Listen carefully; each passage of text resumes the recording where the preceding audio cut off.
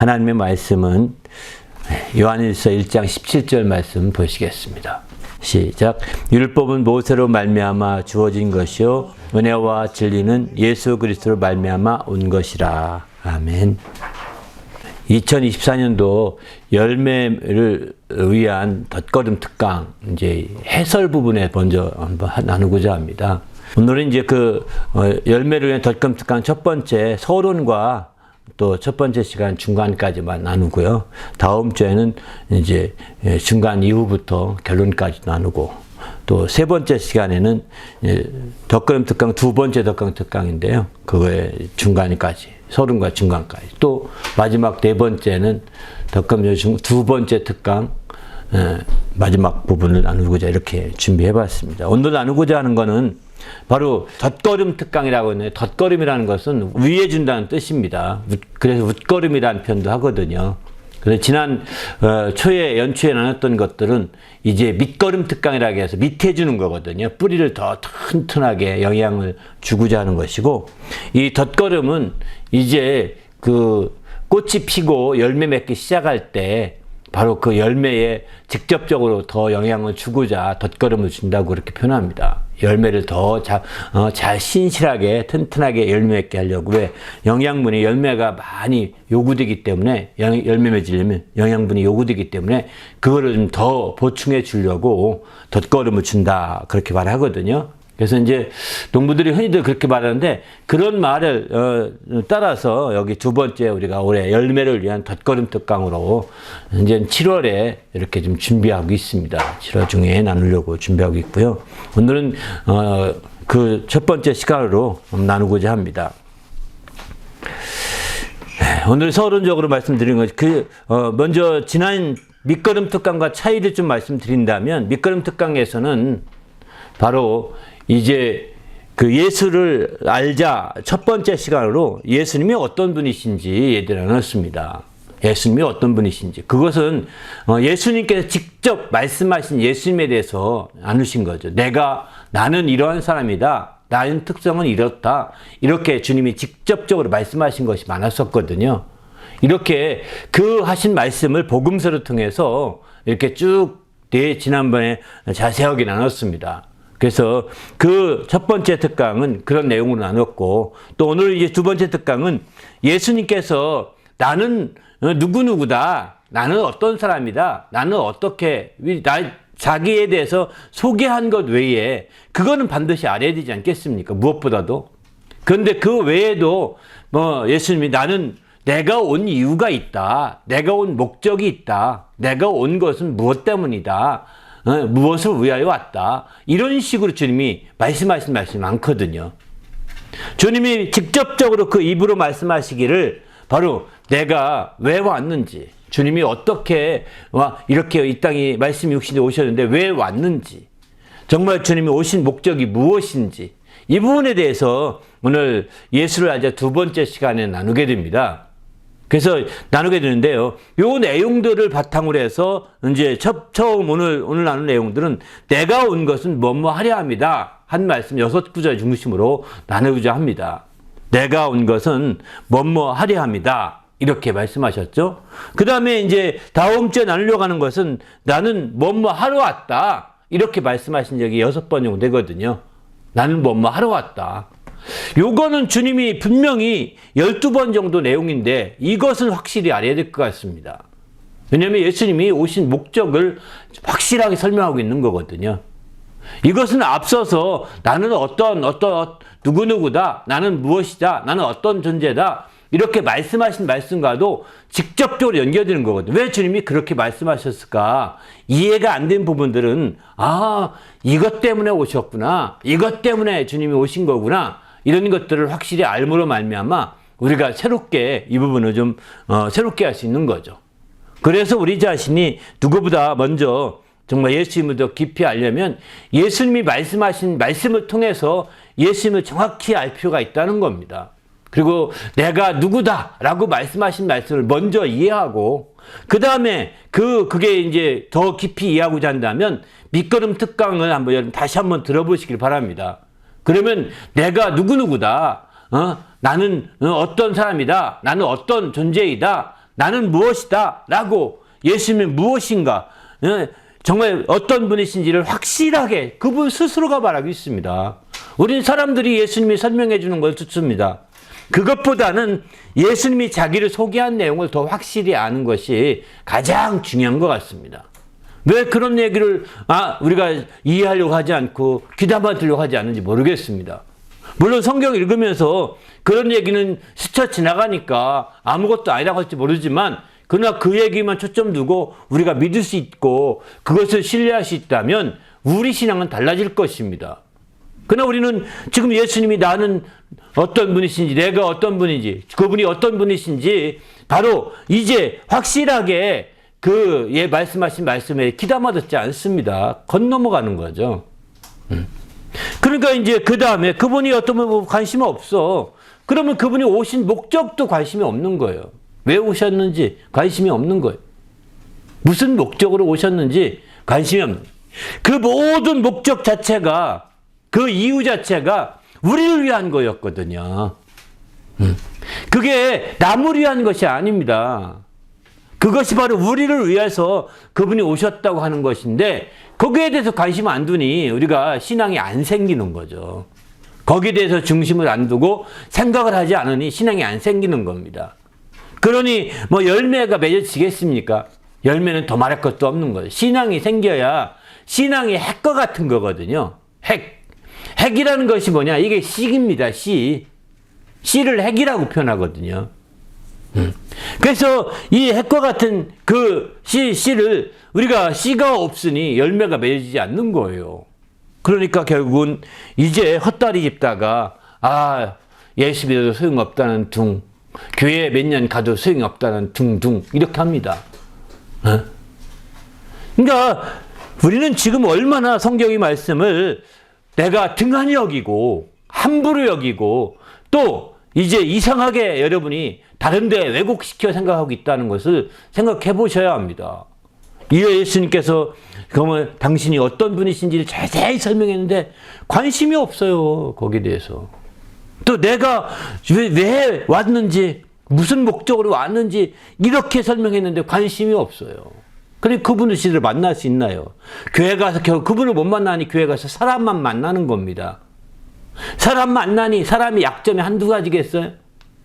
사람 약점만 다 드러나 보이게 되고 그 약점 덕분에 이제 교회를 떠나버리게 됩니다. 그러면 본인은 다른 사람 약점을 보지만 본인은 뭐가 장점이 있나요? 본인은 장점이 없으면서 맨 약점만 보고 본인도 약점 투성인데 그러니까 결국은 이제 그 교회와 상관없는 사람이 되는 거예요. 안타깝죠. 그러나 이 모두가 사실은 이제 우리가 좀 더 그들을 위해서 더 노력해야 되겠지만 이제 스스로 박차버린 일들인지라 이제 또 거기다 자존심까지 세웁니다. 그러면 더 오고 싶어도 못 오게 되는 거죠. 자존심까지 내세우면. 자존심까지 내세우면 이제 화해하고 싶어도 화해할 수 없게 만듭니다. 이게 도대체 누구 앞제비입니까? 도대체. 결국은 이제 싸움으로 번질 것이고 깨지겠죠. 이런 모든 일들이 계속 반복됩니다. 예수를 잘 모르는 사람들에게는. 예수님이 왜 오셨는지 정확히 자기에게 적용 안 시킨 사람들은 계속 이것이 반복됩니다. 이제 우리가 이 반복된 이 악순환의 고리에서 벗어나시길 바랍니다. 그렇게 하기 위해서는 예수님을 만나야 합니다. 예수님을 새롭게 정말 만나야, 예수님이 어떤 분이신지 알고 또 예수님이 왜 오셨는지를 알고 그분을 정말 확실하게 만나셔야 되는 거예요. 그럴 때 우리가 변화가 일어나고 그럴 때 우리 속에 씨가 생겨서 그 열매를 맺어가는 길이 확실하게 열리게 되는 것이죠. 이제 오늘 첫 번째 예수를 알자 첫 번째에서는 바로 예수님이 어떤 분이신지에 초점을 두고 얘기했다면 오늘은 이제 예수님이 바로 왜 오셨는지에 초점 두고 나누고자 합니다. 바로 예수께서 내가 온 것은 뭐뭐 하려 합니다 라고 하는 말씀들 6구절 이렇게 나오는데요. 오늘은 이제 그 말씀 중심을 나누는데, 오늘 서론적으로 아까 읽은 말씀을 보면 이제 사도 요한이 이렇게 증거하지 않습니까? 바로 모세는, 율법은 모세로 말미암아 주어진 것이고 은혜와 진리는 예수 그리스도로 온 것이다, 이렇게 말합니다.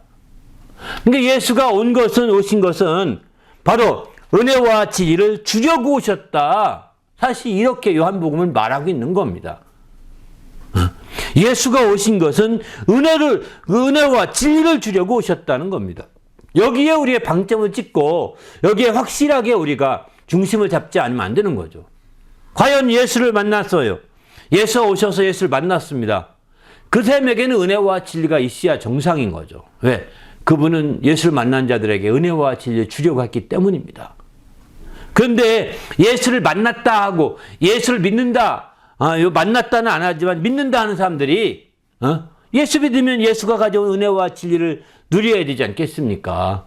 그런데 은혜와 진리가 그에게 없습니다. 은혜가 뭔지 진리가 뭔지 알지도 못합니다. 관심도 없어 합니다. 도대체 왜 예수께 나왔는지, 왜 예수를 믿으려고 했는지 알 길이 없는 거죠. 그러니까 우리는 은혜와 진리가 그 속에 살아있게 해야 되는 거죠. 은혜와 진리가 살아있어서 은혜와 진리로 말미암아 정말 새롭게 되지 않으면 안 된다는 거예요. 우리 모두가 은혜와 진리로 말미암아 새로워지시기를 바랍니다. 할렐루야. 바로 예수님이 오신 것은 은혜와 진리로 말미암아 이제 주시기 위해서 오셨다, 단편적으로 이렇게 말씀하고 있지 않습니까? 왜냐하면 요한복음 1장 14절 보게 되면은 말씀이 육신되 우리 가운데 거하심에 그 영광을 보니 독생자의 영광이요 그에게는 은혜와 진리가 충만하더라, 이렇게 했습니다. 그러니까 그에겐 은혜와 진리가 충만한 그분이셨거든요. 그러니까 17절에 가서는 그분이 오신 것은 이 은혜와 충만한 진리가 충만한 그분이 오셔서 은혜와 진리를 주고자 하셨다는 것, 여기서는 잘 알 수 있는 거죠. 그래서 우리도 주님 안에서 정말 은혜와 진리로 충만한 성도가 되고자, 정말 내 속에 은혜와 진리가 충만한 성도가 되고자 하는데 정말 초점을 두고 중심을 놓치지 말아야 되겠다는 겁니다. 내가 어디 가서 예수를 믿는 사람이다, 내가 어디 가서 예수를 만난 사람이다 라고 말한다고 한다면 그에게서 은혜와 진리가 느껴질 수 있도록 해야 되겠다는 거죠. 그에게서 은혜와 진리가 정말 느껴지고 전해질 수 있는 그런 심령, 그런 모든 것들이 돼야 가능한 거지, 그렇지 않으면 이 모든 게 허사한 거죠. 허사한 거죠. 우리 모두 주님 안에서 이런 은혜와 진리로 충만하시길 바랍니다. 할렐루야. 그러면 구체적인 면에서 첫 번째로 이제 예수께서 온 것은 섬기러 오셨다, 이렇게 말씀합니다. 섬김을 받으러 오신 것이 아니라 섬기러 오셨다. 이 인자가 마태복음 20장 28절 보면 인자가 온 것은 섬김을 받으려 함이 아니라 도리어 섬기려 하고 자기 목숨을 많은 사람의 대속물로 주려 합니다. 예수님이 오신 것은 섬기러 오셨다는 겁니다. 그분은 독생자의 영광 있는 분이시오 은혜와 진리가 충만한 분인데 그분은 정말 오히려 섬김을 받아야 정상인 분이시거든요. 섬김을 받아야 정상인 분인데 오히려 섬김을 받기보다는 섬기러 오셨다, 이렇게 말씀을 하십니다. 여기서도 우리가 생각할 것은 바로 주님의 이렇게 섬기러 오신 주님의 역사에 대해서 굉장히 여기 중심을 둬야 되는 거죠. 내가 주님이 이렇게 섬기러 오신 만큼 정말 주님의 섬김을, 주님을 알면 알수록 섬김을 받는 사람이 된 거죠, 사실은. 주님의 섬김을 받지 않으려고 한다면 주님과 상관이 없다고 말씀하십니다. 성경에 보게 되면 이런 말씀도 있죠. 예수께서 이제 마지막 때에 가까워서 이제 제 아들에게 발을 씻어줍니다. 그랬더니 베드로가 그걸 거절합니다. 아, 왜 예수님이 우리의 발을 씻어줍니까? 거절할 때 예수께서 설명하죠. 그랬더니 그럼 몸까지 다 씻어주십시오, 이렇게 말합니다. 그때에 예수님이 설명하면서 내가 씻어주지 않으면 나와 상관이 없다, 이렇게 말씀하시거든요. 주님의 섬김을 받지 않으면요 상관이 없는 겁니다. 주님이 섬김은 무엇일까? 우리가 섬기는 것은 밥을 갖다 주고 물을 갖다 주고 또 세습을 대주고 이렇게 하는 게 섬기는 거라 생각하잖아요. 우리는 공양하는 걸 섬기는 걸 생각하지만 주님의 섬김은 그 정도가 아닙니다. 많은 사람의 대속물로 섬기러 왔다는 것입니다. 자기 목숨을 많은 사람의 대속물로 섬기러 오신 거죠. 주님이 밥 한 끼 안 사준다고 해서, 주님이 나에게 물, 냉수 한 그릇 안 준다고 해서 우리는 나 주님 섬김 받은 적이 없는데요, 이렇게 말한다고 한다면 너무나 인간적인 얘기죠. 주님이 우리를 위해서 우리를 대속해서 우리 죄악을 다 짊어지시고 죽기까지 하신 거거든요. 이 섬김을 받아야 합니다. 이걸 받아들여야 됩니다. 이걸 받는다는 것은 받아들이는 거거든요. 이걸 안 받아들입니다. 주님이 물 주면 물은 받습니다. 주님이 밥 주면 밥은 먹을 겁니다. 그런데 주님께서 정말 우리의 목숨을, 우리의 죄악을 대신 짊어지고 죽기까지 하신 그 섬김은 안 받으리 희한하지 않습니까? 이게 참 희한합니다. 이렇다고요.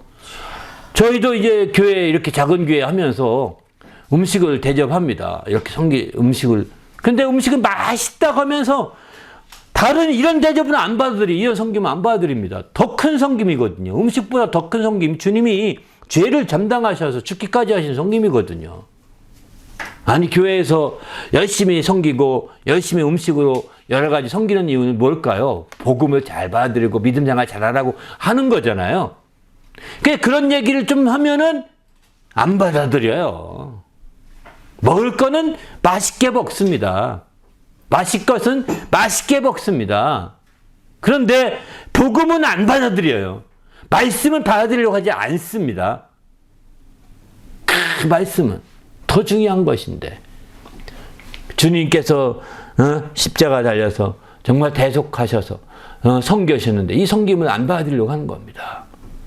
그러니까 참 사람들은 정말 이런 모습 보면 참 섬기는 게 안타깝죠. 사실은 안타깝습니다.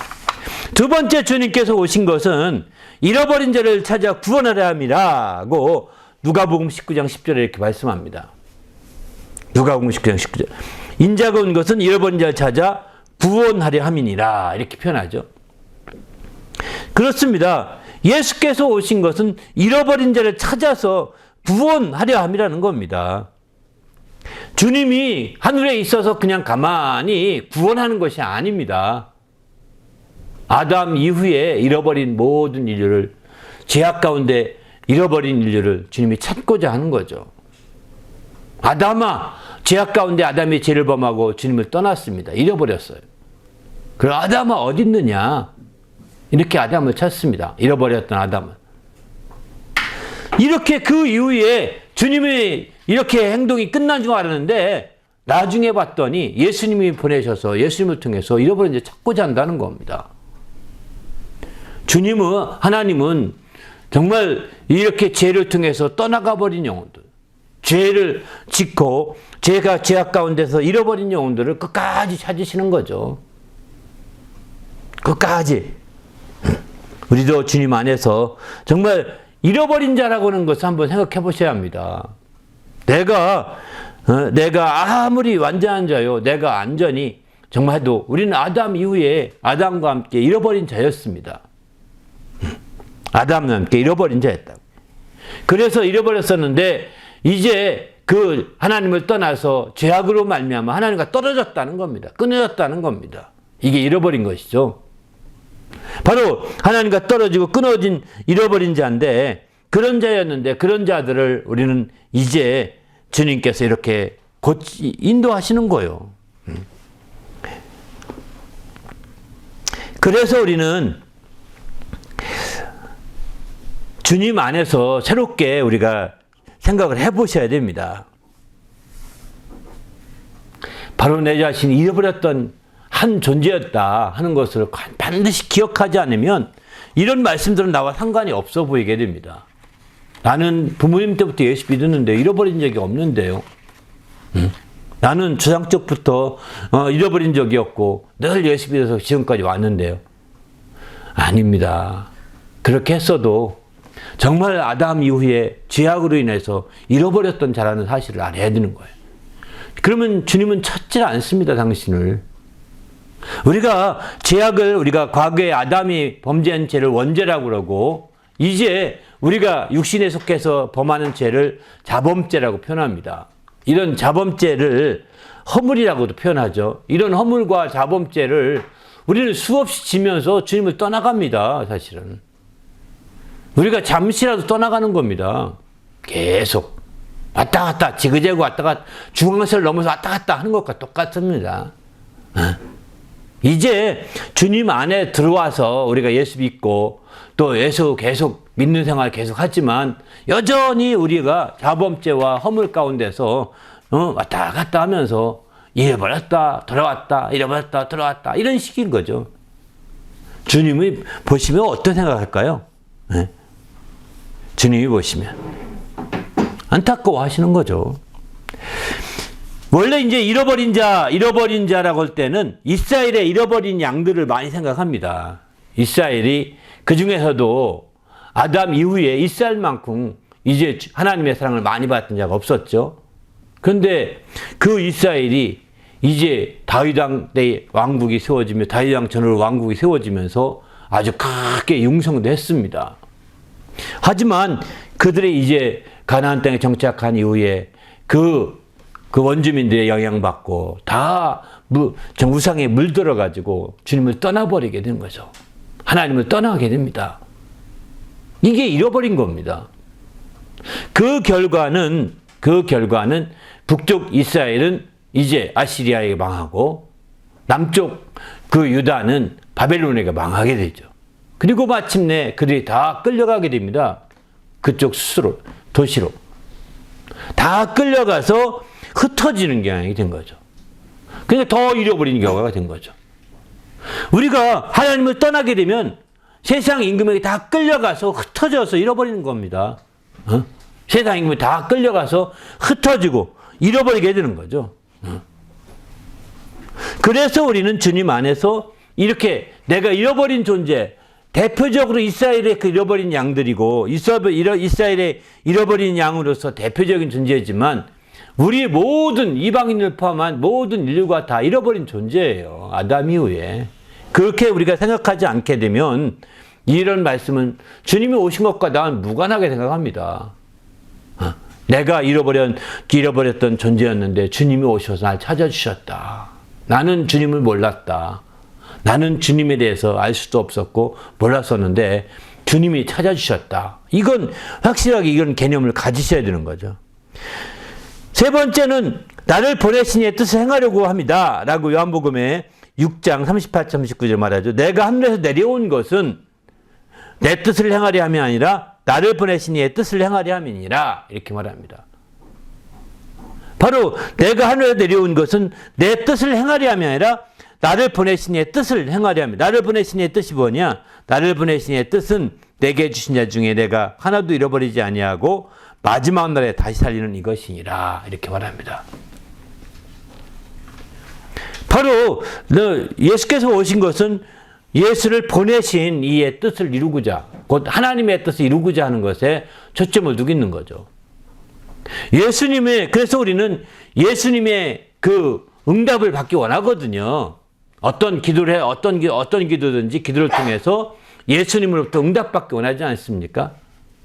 근데 예수님이 응답받을 때 우리가 기도할 때 기도 내용이 어떤 대개가 뭐냐, 육신에 속한 것을 많이 기도하거든요. 근데 예수님은 우리의 육신에 속한 것을 이루려고 오신 분입니까? 아니잖아요. 우리의 육신에 속한 것을 이루려고 오신 분이 아니라 바로 아버지의 뜻을 이루려고 오신 분이라는 거예요.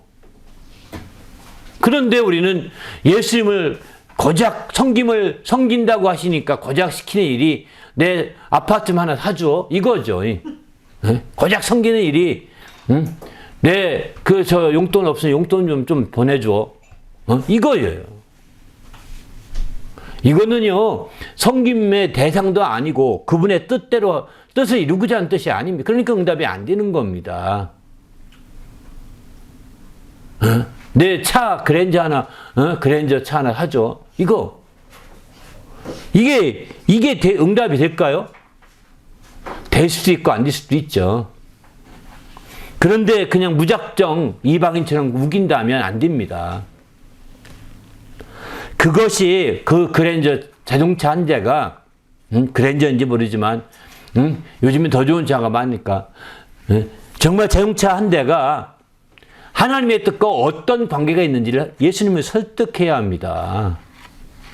하나님, 이 차가 있어야 하나님 뜻을 이루는데 정말 요긴합니다.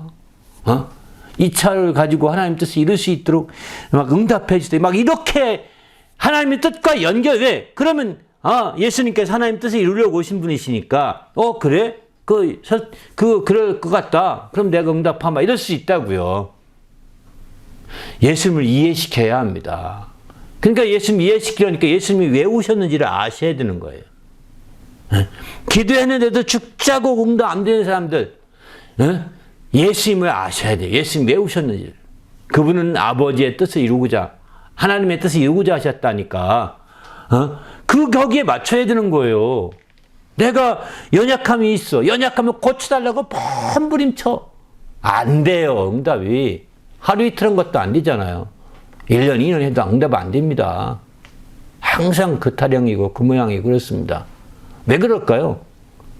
고쳐달라고만 하지 말고 하나님의 뜻과 어떤 관련이 있는지, 하나님의 뜻과 어떻게 연결되어 있는지를 설명해야 되는 거예요. 그래 대부분이 응답받기 위해서 내가 정말 하나님의 뜻을 이루기 위해서 이렇게 하겠습니다. 소원하듯이 기도를 많이 합니다. 일반적으로. 소원하듯이 기도를 많이 합니다. 하나님 고쳐주십시오. 그럼 제 뜻대로 살겠습니다. 못 살지 모르겠지만 일단 그렇게 하는 거거든요. 제 뜻대로 살도록 고쳐주십시오. 이렇게 기도하는 거거든요. 그러면 주님께서 고쳐주세요. 많은 사람들이 제 뜻대로 못 사는 경우가 많더라고요. 그렇게 함에도 불구하고. 그러나 어쨌든 간에 하나님의 뜻에 초점 맞춰야 하나님이 역사하신다. 주님이 역사해 주신다는 거예요. 그렇지 않고 그저 인간적으로 아무리 몸부림쳐봤자 소용이 없습니다. 그거는 절간에 가서 그냥 있는 게 훨씬 나을지 모르죠. 여러분 집보다 절간이 훨씬 공기가 좋으니까요. 그러니까 정말 그런 것은 의미가 없습니다. 오직 하나님의 뜻을 따라 나가야 바람직한 거죠. 또 네 번째는 생명을 얻게 하고 더 풍성히 얻게 하려 하심이라 이렇게 말씀합니다. 요한복음 10장 10절에 보면은 도둑이 오는 것은 도둑질하고 죽이고 멸망시키는 것뿐이요 내가 온 것은 양으로 생명을 얻게 하고 또 풍성히 얻게 하려는 것이라 이러죠. 그러니까 여기 보게 되면 이제 주님이 오신 것은 생명을 얻게 하고 풍성히 얻게 하심이에요. 여기서도 생각해 보셔야 됩니다.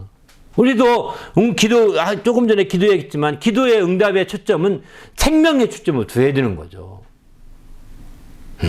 생명이. 왜? 주님은 생명을 얻게 하려고 오셨기 때문입니다. 생명을 얻게 하는데 오셨기 때문에 생명에 초점된 기도를 해야 되는 거죠. 기도를 하더라도. 또 어떤 일을 하더라도 생명에 초점된 일을 해야 되는 겁니다. 살리고자 하는 것이죠. 왜? 주님은 살리는 일에 관심이 있기 때문입니다.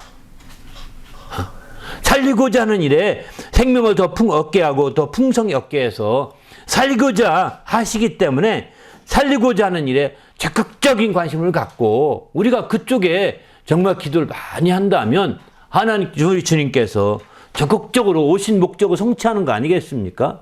주님이 오신 목적대로 우리가 방향을 함께 지향하는 거기 때문에 그러면 주님의 지원을 많이 받을 수도 있는 거죠.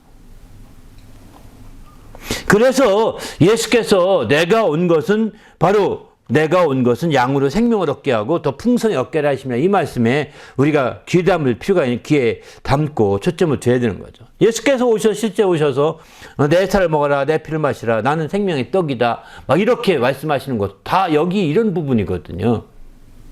그렇게 말씀하니까 그때 당시에 사람들은 죽은 거에다가 다 하나씩 둘씩 떠나갔습니다. 왜냐하면 우리가 어찌 사람의 살과 피를 먹느냐 우리가 식인종이냐 이러면서 이제 다 떠나갔죠. 참 사람들은 그것만 생각하는 거예요. 문자적으로만 생각하는 거죠. 예수님의 생명을 주고자 하는데 초점을 두지 않고. 그래서 우리는 이제 이렇게 그러면 이 생명이라는 것이 육신의 생명이냐? 육신의 생명이 아니라 영적인 생명이라는 거죠. 그래서 주님은 이렇게 말해요. 살리는 것은 영이니 육은 무익하니라. 내가 너희에게 이른 말이 영이요 생명이다. 6장 63절에 이렇게 말씀하시거든요. 바로 육신의 생명이 아니라 영의 생명이라는 것. 주님이 살리고자 하는 것은 영을 살리고자 하는 거지 육을 살리고자 하는 것이 아니라는 겁니다. 근데 우리는 육을 살리고자 하고 육을 낫게 하려고 몸부림치고 육에 초점 두고 육이 성공하게 하는데 초점 두고 막 그렇게 하는데 육은 무익하다는데요, 주님이. 당신이 그렇게 중시 여기는 육은 무익하답니다. 정말 살리는 것은 영이랍니다. 그러니 어떻게 핀트가 어긋나지 않습니까? 그러니 해서 안 믿어. 안 믿으면 당신만 손해인 거죠. 예? 이런 사람도 있다니까. 그러니 해서 안 믿는다는 거예요. 아이고 용기도 많아라. 정말 우리는 주님 앞에서 정신을 바짝 차려야 합니다. 이게 정말 장난이 아닙니다. 장난치는 게 아니라고요. 우리는 주님 앞에서 내가 너에게 이른 말이 영이요 생명이라고 하시면서 주의 말씀의 생명을 강조하고 있는 거죠. 그러니까 여기서는 우리도 이런 말씀의 생명을 힘입으시길 바랍니다. 할렐루야. 더 나아가서 5번째는 예수가 세상에 오신 것은 세상을 구원하려 합니다. 라고 이렇게 표현하고 있죠. 세상을 구원하려고 오셨다는 것입니다. 요한복음 12장 47절에 보게 되면은 사람이 내 말을 듣고 지키지 아니할지라도 내가 그를 심판하지 아니하노라. 내가 온 것은 세상을 심판을 함이 아니요 세상을 구원하려 함이로다.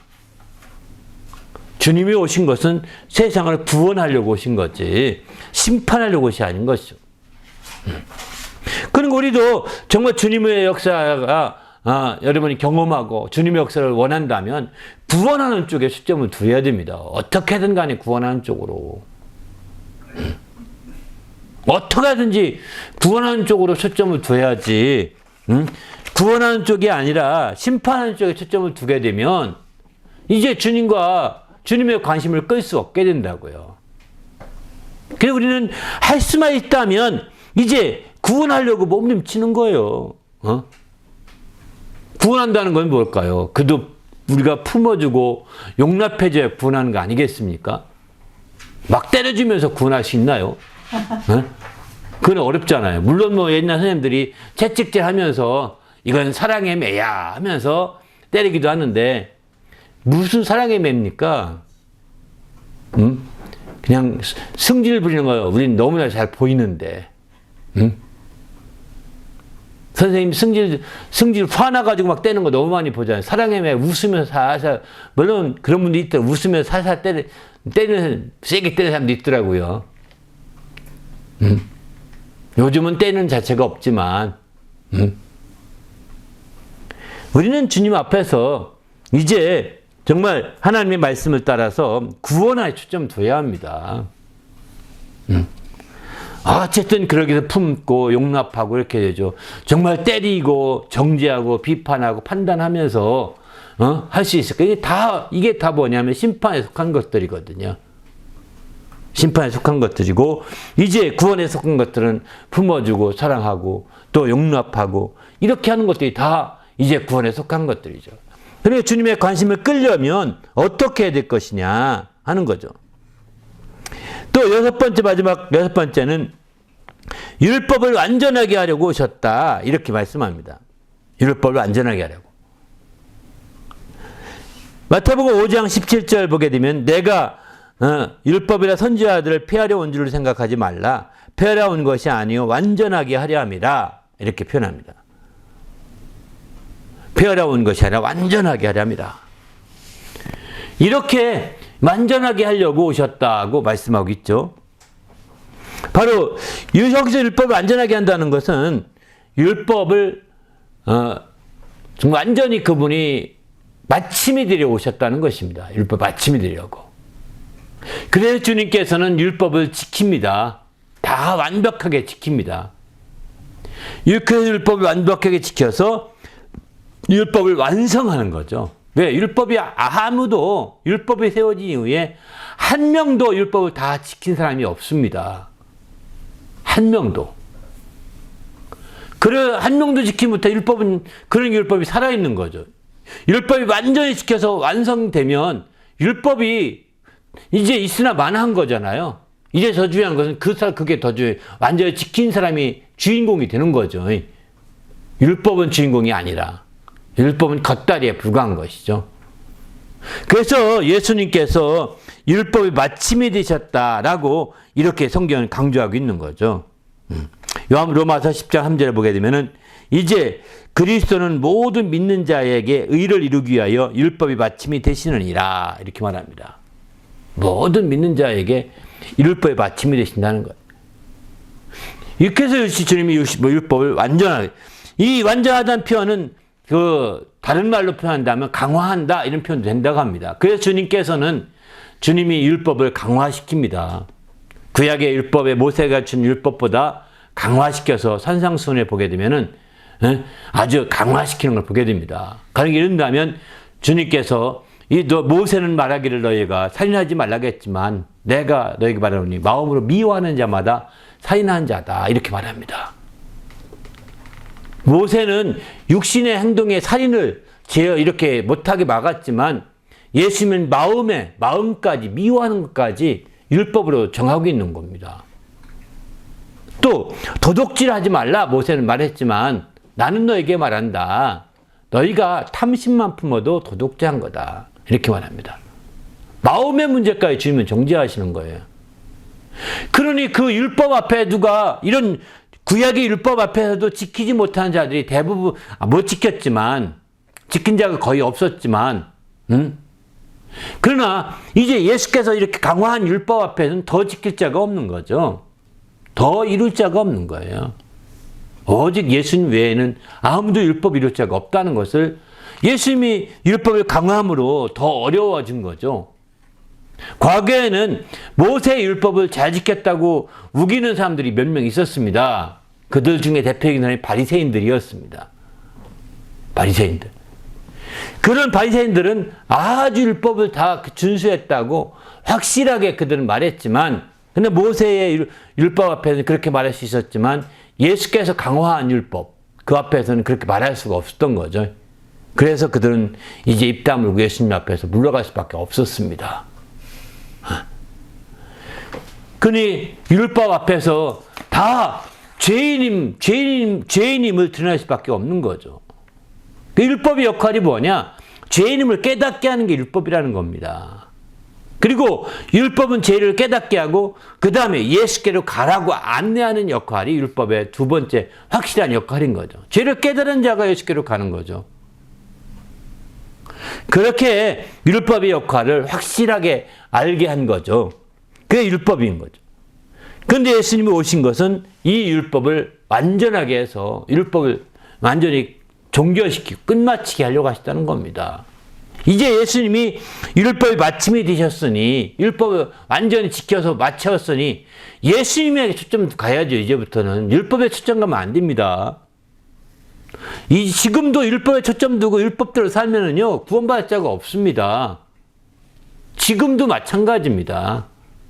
율법에 안내하는 것은 예수께로 가봐. 너 그렇게 해봐도 소용없어. 예수께 가봐. 이렇게 그 안내를 보고 예수께 찾아와야 되는 거예요. 돌아가는 겁니다. 삥삥 도는 것이죠. 이렇게 돌듯이 이제 돌지 마시고 예수님의 율법이 마침이 되었으니 예수님께 초점 두고 예수님께 나가시길 바랍니다. 할렐루야. 그것만이 우리가 살 길인 겁니다. 우리가 다툼과 의견과 충돌이 대부분이 뭔지 아십니까? 율법 때문입니다. 예수님께 초점 두시면 그렇게 다툴 일이 별로 없습니다. 율법으로 돌아가니까 율법이 정죄가 계속 이어지는 거죠. 예수님께로 초점 둔다면 예수님은 율법을 이미 지킨 분이니까 예수님께로 초점 둔다면 우리가 달라질 수 있을 것입니다. 우리 모두가 주님 안에서 예수님께 초점 두고 정말 이렇게 새로워지는 귀한 삶이 되시길 부탁드립니다. 할렐루야. 그래서 정말 이런 예수님이 왜 오셨는지, 내가 온 것은 뭐뭐 때문이다 라고 이렇게 하신 6가지 말씀을 중심으로 해서 정말 온전히 우리가 그 덧걸음이 되어지시길 바랍니다. 그렇게 될 때 정말 열매 맺기 위한 아주 큰 힘이 될 수 있으리라고 성경은 가르쳐주고 있습니다. 함께 기도할 때 하나님, 오늘 또 주의 말씀을 통해서 우리 심령이 새롭게 되게 하시고, 또 이제 정말 덧걸음이 되어서 열매 맺어가는 귀한 시간이 될 수 있도록 인도해 달라고, 또 귀한 하반기가 되도록 정말 준비하고 하반기가 될 수 있도록 인도해 달라고 간절히 합심해서 기도하겠습니다.